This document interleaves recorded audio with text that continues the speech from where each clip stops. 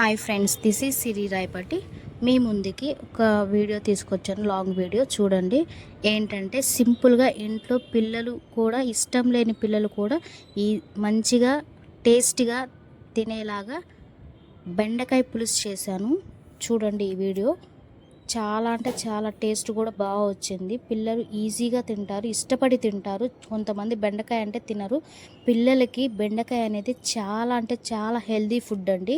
కంపల్సరీగా బెండకాయ అనేది చేయండి. కొందరేంటి కర్రీ చేయడం వల్ల పిల్లలు ఇష్టంగా తినరు. ఇలా పులుసులాగా చేసి పిల్లలకి పెట్టండి, వాళ్ళు మళ్ళీ మళ్ళీ చేయించుకొని తింటారు. నేనైతే మా బాబుకి ఇలాగే చేశాను, చాలా ఇష్టంగా తిన్నాడు. నాకు తెలియకుండా ఉన్నప్పుడైతే కర్రీ ఫ్రై చేసిన వాడు ఇష్టంగా తినలేదు.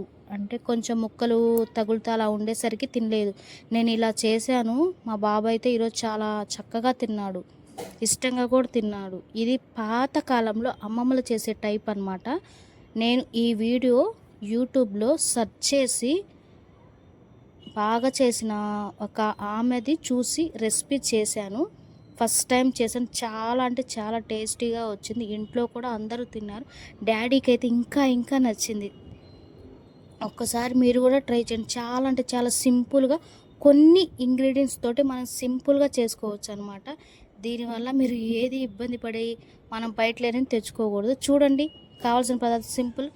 చిన్నగా నేను ఒక 1/2 కేజీ చేశాను. బెండకాయ, టమాటా అండ్ ఆనియన్, పచ్చిమిర్చి, ఈ మూడిటితోటి సింపుల్గా చేయొచ్చు. అలాగే చింతపండు అనేది కొంచెం గ్రేవీ, అంటే కొంచెం గ్రేవీగా రావాలని నేను చింతపండు నానేసుకున్నాను. చూడండి, సింపుల్గా మనం ఏంటంటే బెండకాయ కూరకి ఆంతం డైరెక్ట్గా వేయిస్తాము.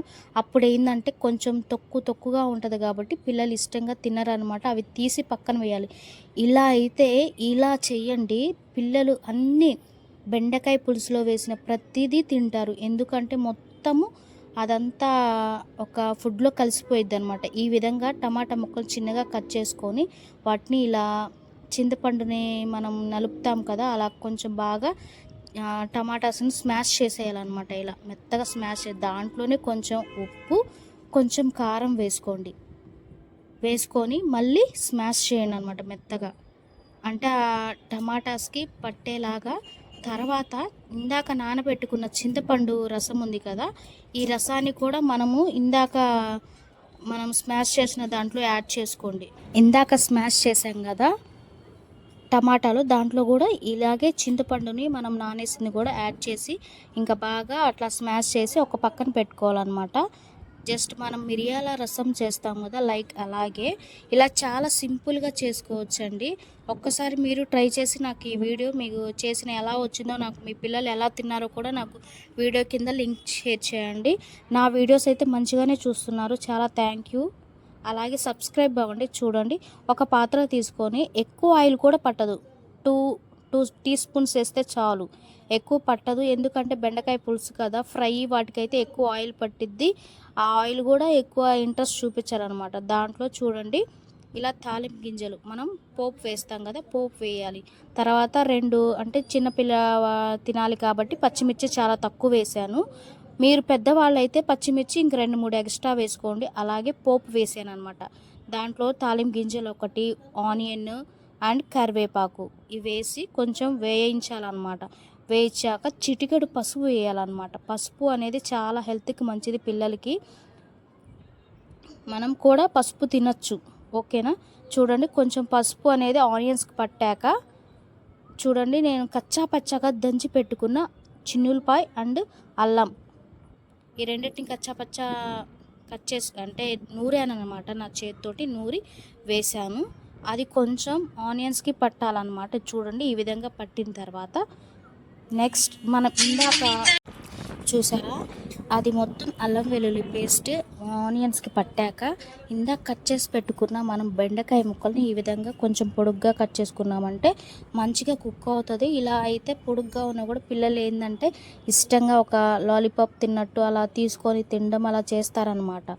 సో ఇలా కట్ చేసుకోండి. ఇది మొత్తం ఇందాక మనము పోపు వేసిందంతా బెండకాయలకు పట్టేలాగా 2-3 సెకండ్స్ సిమ్లో పెట్టుకొని ఉంచాలన్నమాట. ఈ విధంగా పట్టేదాకా సిమ్లో మాత్రమే పెట్టుకొని ఖచ్చితంగా మూత పెట్టాలి. ఎందుకంటే ఆవిరి అనేది బయటికి వెళ్ళింది అంటే ఫ్లేవర్ అంతా టేస్ట్ అదంతా డిఫరెంట్గా ఉంటుంది.